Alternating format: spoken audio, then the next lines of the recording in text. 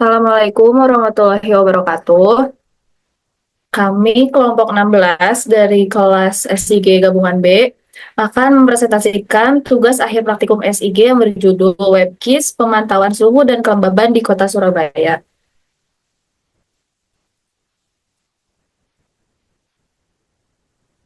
Anggota kelompok 16 terdiri dari yang pertama adalah Yuli Atiyah, NPM 0651224146, yang kedua Nanda Dias, NPM 0651224147, yang ketiga ada Ildiawati, NPM 0651222153, yang keempat ada Stefani Aseta dengan NPM 0651222157, dan yang terakhir yaitu ada Syahrina Aryani Desti dengan NPM 0651222159.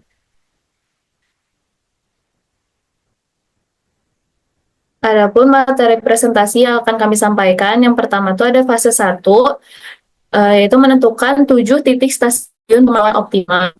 Fase 2, masukkan atribut foto. Fase 3, create a web map. Fase 4, konfigurasi walkway. Fase 5, siapkan channel TeamSpeak. Fase 6, codingan. Dan fase yang akhir yaitu fase 7, hasil.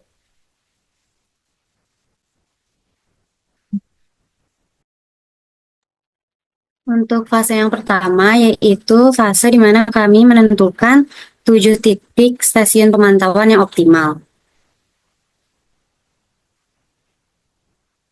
Jadi untuk fase 1.1 yang pertama itu adalah menentukan kriteria lokasinya. Jadi lokasi yang kami pilih itu memiliki kriteria yang pertama dekat dengan pusat aktivitas, yaitu terletak pada area pemukiman dan dekat dengan fasilitas pendidikan serta fasilitas kesehatan. Lalu jauh dari area yang tidak sesuai, yaitu jauh dari sungai, danau, dan rel kereta api. serta memiliki aksesibilitas yang baik, yaitu dekat dengan jalan raya. Sumber file SHP yang kami gunakan yaitu file Kota Surabaya, kami peroleh melalui website www.indonesiageospatial.com.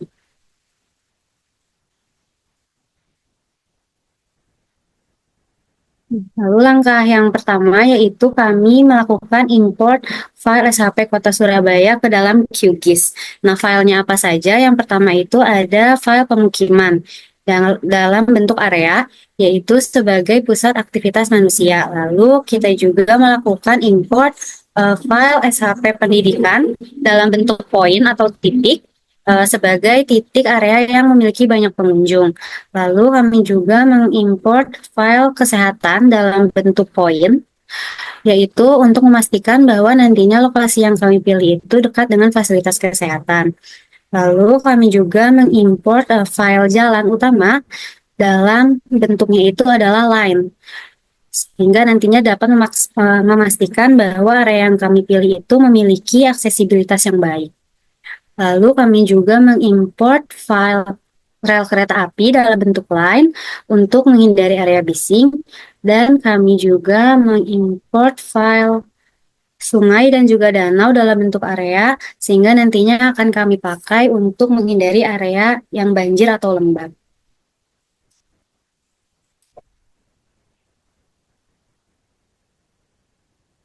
Nah, lalu fase 1.2 di sini kami melakukan analisis lokasi yang dekat dengan kriteria positif. Kriteria positifnya itu apa saja? Yaitu pemukiman, pendidikan, dan kesehatan. Nah, langkah pertamanya yaitu kami mengubah koordinat reference system pada masing-masing shapefile-nya terlebih dahulu menjadi 49S sesuai dengan koordinat referensinya Kota Surabaya dengan menggunakan reproject layer. Setelah itu, langkah yang kedua, di sini kami melakukan buffer terhadap titik-titik yang menjadi kriteria positif dengan menggunakan fitur processing toolbox, di mana radius buffernya untuk area pemukiman yaitu 500 meter, lalu fasilitas pendidikan itu 300 meter, dan fasilitas kesehatan itu 300 meter. Jadinya nanti kami akan memastikan area yang kami pilih itu berada dekat pada radius-radius tersebut.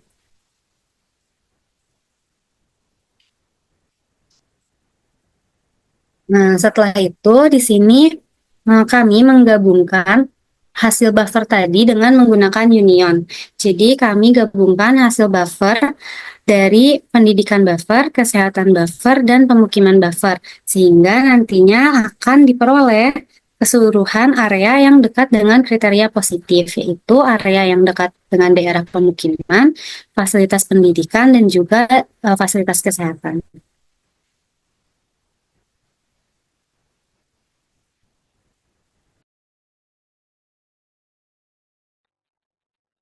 Fase selanjutnya yaitu fase 1.3, yaitu analisis jauh dari kriteria negatif. Di mana kriteria negatif itu adalah sungai, danau, dan juga rel kereta api. Langkah pertama yang dilakukan yaitu mengubah koordinat pada masing-masing shapefile menjadi UTM 49S menggunakan reproject layer. Langkah yang kedua, melakukan buffer pada fitur processing toolbox dengan menggunakan radius 200 meter dari rel kereta api, 250 meter dari sungai, dan 250 meter dari danau.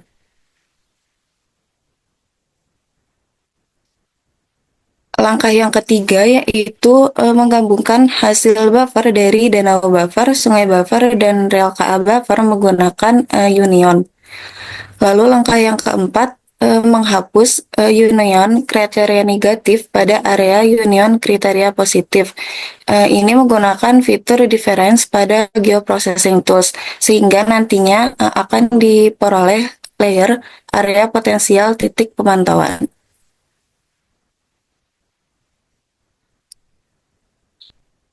Fase 1.4 yaitu menentukan titik optimal melalui analisis kedekatan dengan jalan. Di mana langkah yang pertama itu mengidentifikasi titik pusat di area potensial dengan menggunakan fitur centroids pada geometry tools.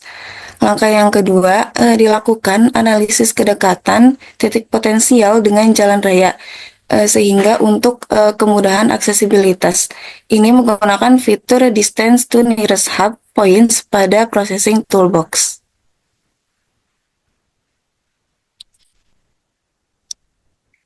Langkah yang ketiga yaitu dilihat pada atribut table layer titik potensial distance, yaitu pada kolom hubdisk.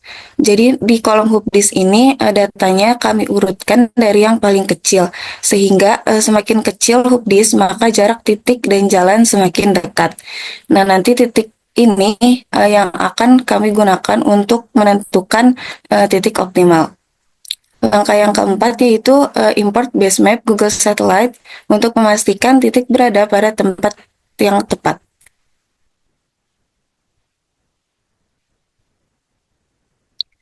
Selanjutnya itu menentukan 7 titik optimal untuk stasiun pengamatan, di mana titik yang pertama ini ditentukan berdasarkan data paling pertama pada atribut table layer titik potensial distance. Lalu untuk titik yang kedua ditentukan berdasarkan data ke-472 pada atribut table layer titik potensial distance dengan jarak 41,19 km.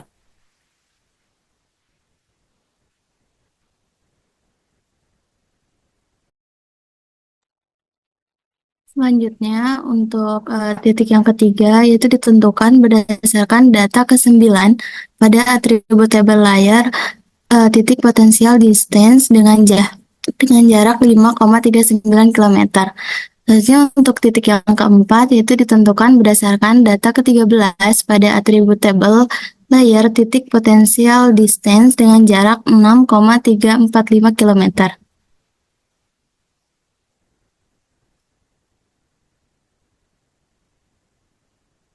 Selanjutnya, untuk titik yang kelima, yaitu ditentukan berdasarkan data ke-15 pada atribut table layer, yaitu titik potensial distance dengan jarak 6,42 km. Untuk titik yang keenam, yaitu ditentukan berdasarkan data ke-28 pada atribut table layer, titik potensial distance dengan jarak 7,96 km.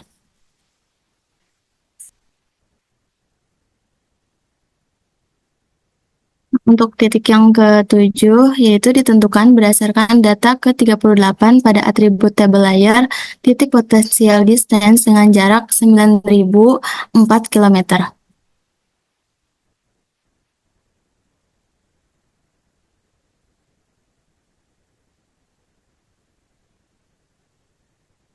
Selanjutnya, untuk fase ke 1.4 menentukan titik optimal, menggabungkan 7 titik optimal yang telah ditentukan.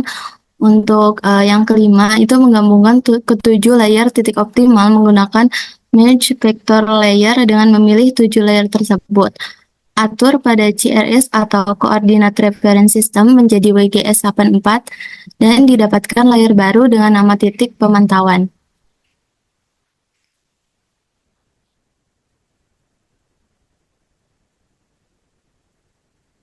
Untuk fase 1.5 yaitu konfigurasi atribut table untuk titik pemantauan UTM. Yang pertama di sini menghapus beberapa kolom yang tidak diperlukan dan menyisakan kolom yaitu nama OBJ, remark, remark 2, remark 3, hubdisk, pet, suhu, dan kelembapan. Pada kolom 6 OBJ, ubah nilainya secara berurutan yaitu titik 1, 2, 3, 4, 5, 6, dan 7.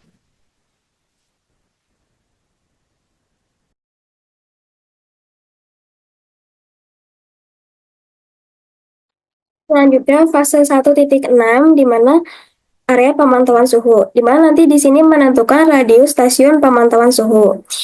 Langkah-langkah yang kami lakukan adalah yang pertama reproyeksi, di mana file titik pemantauan diubah ke UTM dengan reproject layer di processing toolbox. Selanjutnya membuat buffer dari titik pemantauan untuk radius pemantauan suhu dengan jarak 2,5 km.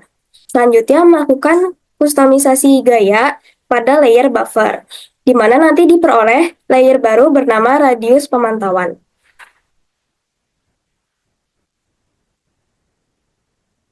Selanjutnya, fase 2, memasukkan atribut foto.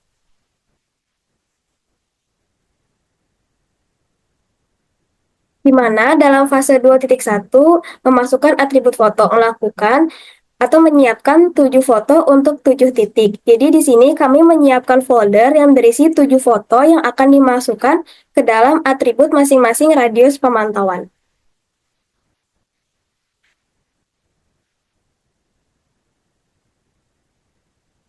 Fase 2.2, setting atribut table, di mana menyeting atribut table layers radius pemantauan.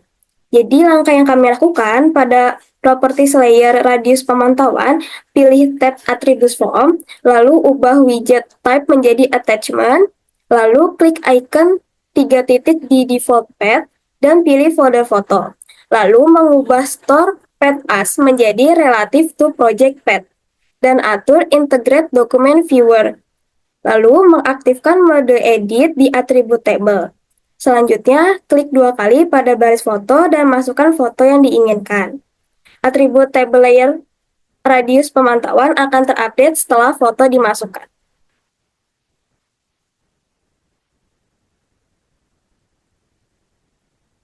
Selanjutnya, fase 3, create a web map.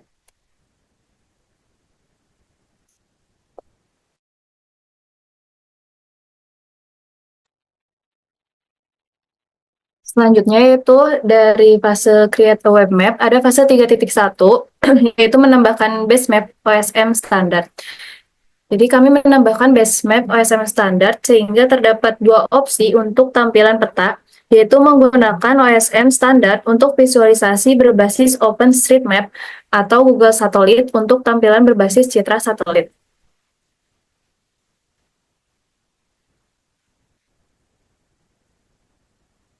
Lalu ada fase export web map, di mana export web map ini tuh menggunakan QGIS to web.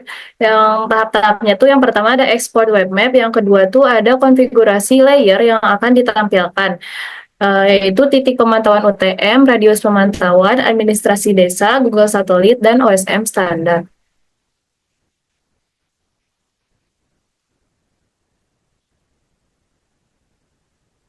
Nah, di export web map itu tahap yang ketiga ada melakukan konfigurasi pada bagian layer and group untuk menentukan field apa saja yang akan ditampilkan dari masing-masing layer.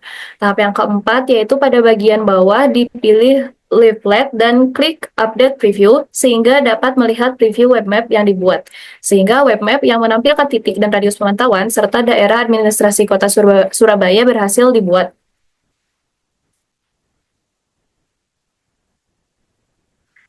Fase yang keempat yaitu ada konfigurasi walkway.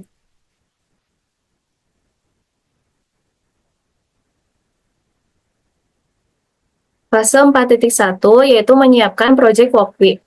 Ada tahap yang pertama yaitu menyiapkan 7 project walkway untuk masing-masing titik pemantauan. Tahap yang kedua yaitu menggunakan NMEA generator untuk memperoleh data navigasi atau GPS pada masing-masing titik pemantauan.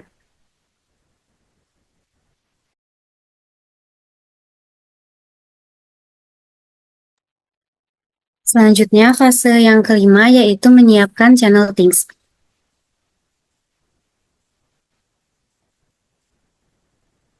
Nah, jadi pada fase channel ThinkSpeak ini kami akan menyiapkan 7 channel ThinkSpeak untuk masing-masing 7 titik pemantauan. Langkah yang pertama yaitu menyiapkan 7 channel ThinkSpeak untuk masing-masing titik pemantauan, di mana setiap channelnya itu terdiri dari field nama, latitude, longitude, kelembaban, dan juga suhu. Nah, setelah itu kami akan menyiapkan API key dan juga channel ID pada masing-masing channel ThinkSpeak yang kemudian akan kami copy paste ke dalam masing-masing project workspace setiap titiknya.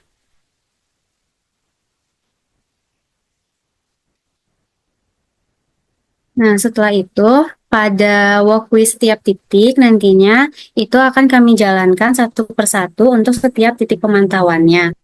Lalu ditunggu hingga nanti ada informasi sukses update channel. Jadi dijalankan satu persatu hingga muncul notifikasi tersebut, sehingga dengan begitu nanti data yang diperoleh pada sensor pada masing-masing project walkthrough-nya itu akan otomatis ditampilkan pada setiap channel ThinkSpeak-nya, pada setiap titik.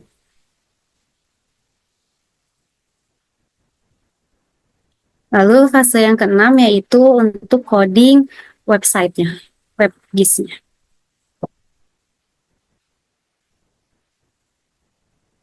Nah, langkah yang pertama untuk codingnya di sini, itu kami menggunakan code yang memang sudah disediakan pada GitHub Lab Komarun, yang kemudian nantinya akan kami modifikasi sesuai dengan titik yang kami gunakan. Jadi langkah pertamanya itu di sini kami mendownload setiap code yang disediakan pada GitHub Lab Komarun, yang kemudian akan kami simpan ke dalam folder yang bernama WebGIS. Langkah yang kedua, di sini kami melakukan duplikasi folder yang kami peroleh dari hasil ekspor WebGIS dari QGIS, yang kemudian kami ubah nama foldernya itu menjadi Prague WebGIS. Setelah itu kami buka pada Visual Studio Code, lalu file index.html-nya kami rename menjadi maps2.html. Sehingga nanti tidak double dengan halaman indeks dari website yang nanti akan kami buat.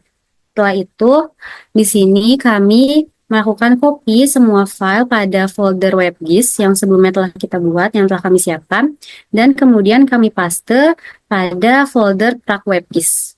Jadi sudah digabung.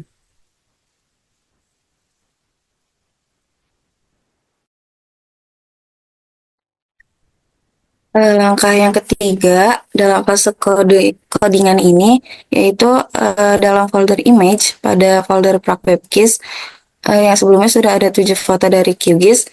Ini kami tambahkan juga foto untuk Street View untuk titik pemantauan di halaman home dan juga foto icon anggota kelompok untuk di halaman About Us.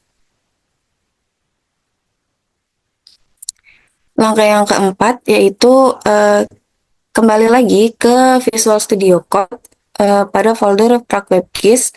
Jadi pada file maps2.html itu kita salin kode di bagian head. Lalu kode tersebut ditempelkan ke bagian head pada file maps.html. Jadi pastikan di file maps.html ini terdapat tag ID sama dengan map dalam konten WebGIS untuk memunculkan peta.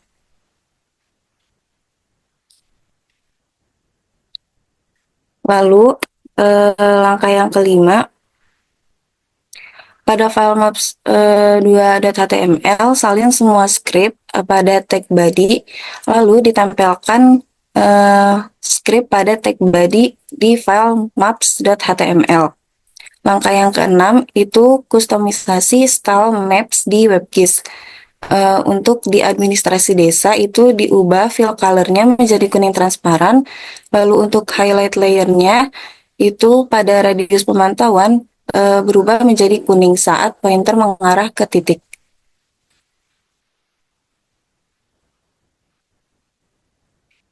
Langkah yang ketujuh yaitu mengubah data radius pemantauan menjadi dinamis. Jadi langkah yang pertama yang dilakukan itu mengubah data file radius pemantauan 3.js dari statis menjadi dinamis menggunakan API dari ThinkSpeak. Lalu salin kode dari file copy.txt sebelum fungsi update GeoJSON. Lalu setelahnya tempelkan kode di baris pertama file radius pemantauan 3.js untuk melakukan fetch data. Lalu sesuaikan URL API dengan channel ID dan read API keys untuk 7 titik pemantauan yang sebelumnya itu dari ThinkSpeak.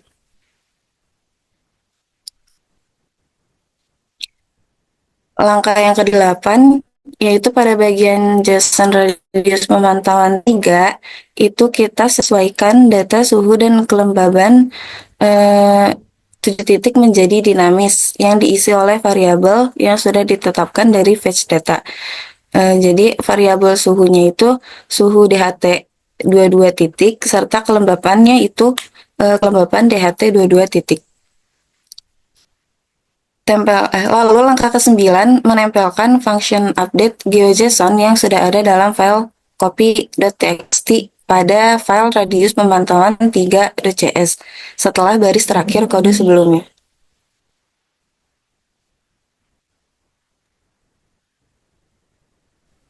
Selanjutnya untuk langkah yang ke-10 yaitu sinkronisasi layar radius pemantauan. Yang pertama itu hapus layar radius pemantauan 3 di maps.html atau data statisnya. Yang kedua itu gantikan dengan seluruh kode dari copy2.txt yaitu data dinamisnya. Yang ketiga, GeoJSON dibuat ulang setiap 10 detik menggunakan data baru dari JSON radius pemantauan 3 di radius pemantauan 3.js.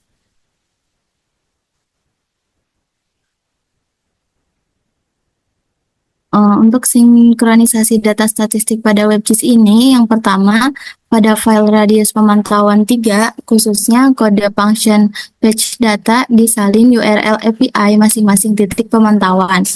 Lalu, tempelkan URL API tadi pada file script.js bagian URL API function page data sehingga URL API-nya berubah dan sesuai berdasarkan data.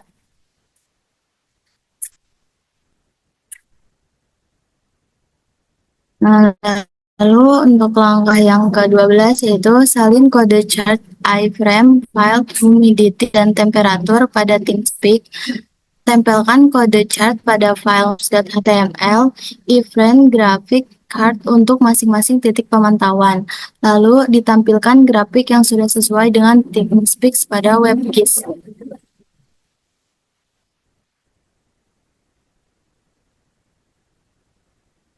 Lalu untuk langkah yang ke-13 yaitu penyesuaian URL API titik pemantauan. Salin URL API dari setiap titik pemantauan di radius pemantauan 3JS. Tempelkan URL tersebut di file index.html di bagian function page data. Lalu untuk langkah yang ke-14 yaitu penyesuaian halaman about.html di mana foto anggota ini sesuaikan path pada tag image search. Lalu konten utamanya ditambahkan list anggota kelompok dengan foto, nama, NPM, dan tugas yang diselesaikan dalam paragraf.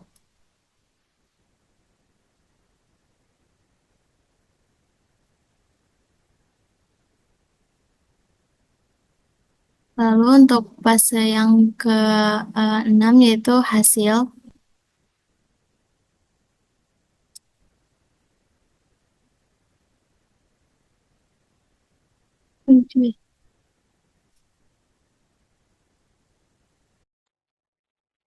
Di dalam hasil ini ada halaman home, di mana di dalam halaman home ini ada landing page, di mana halaman pertama yang muncul saat web diakses menampilkan. Yang pertama itu ada judul WebGIS, yang kedua itu ada tombol yang mengarahkan pengguna ke halaman peta.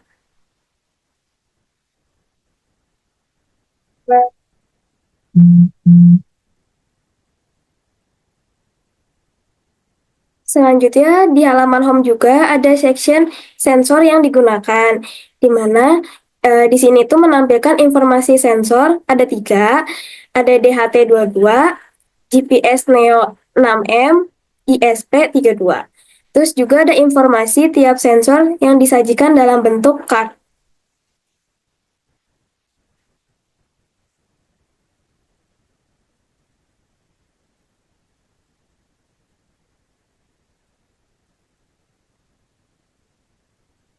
Di dalam halaman home juga ada section titik pemantauan, di mana section ini itu punya 7 titik pemantauan dengan detail, ada foto street view, nama lokasi, serta koordinat longitude dan latitude-nya.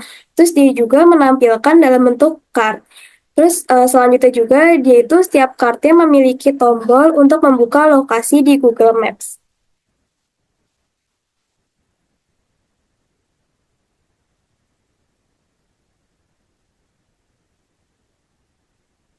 Di halaman home juga ada section lokasi kantor pusat. Jadi pada section ini menampilkan peta Google Maps Universitas Pakuan, terus ada juga alamat, email, dan nomor teleponnya.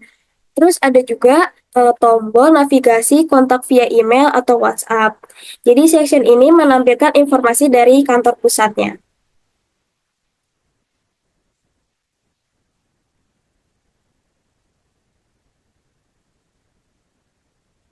Selanjutnya ada halaman Maps, di mana ini menampilkan Maps. Tampilannya itu ada peta integratif GIS, di mana di dalamnya ada citra satelit wilayah geografis. Terus yang kedua itu ada batas administratif Kota Surabaya, dan juga indikator suhu, di mana itu lingkaran di berbagai lokasinya. Terus yang kedua ada navigasi. Sisi kirinya itu ada tombol icon lokasi, terus ada zoom in out, dan juga alat lainnya. Terus yang ketiga itu bagian bawahnya ada tombol lihat statistik dan juga informasi waktu saat ini.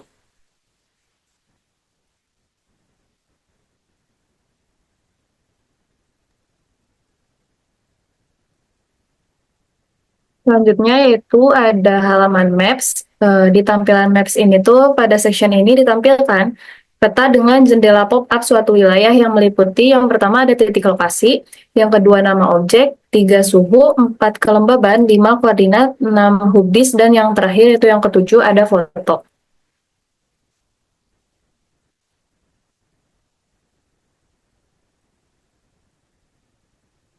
Berikutnya yaitu ada tampilan statistik pada halaman Maps. Yang ditampilkan itu yang pertama ada statistik suhu dan kelembaban untuk 7 pemantauan dilengkapi dengan koordinat, alamat, dan jenis lokasi. Yang kedua ada setiap titiknya memiliki card dengan data suhu dan kelembaban saat ini. Yang ketiga terdapat grafik perubahan suhu dan kelembaban dari waktu ke waktu untuk setiap titik.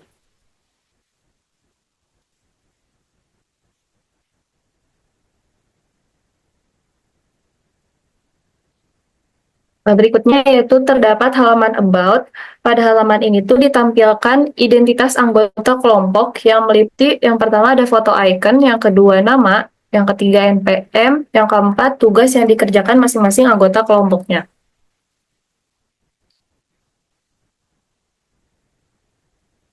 Jadi sekian presentasi dari kelompok kami. Mohon maaf apabila ada kekurangan. Wassalamualaikum warahmatullahi wabarakatuh.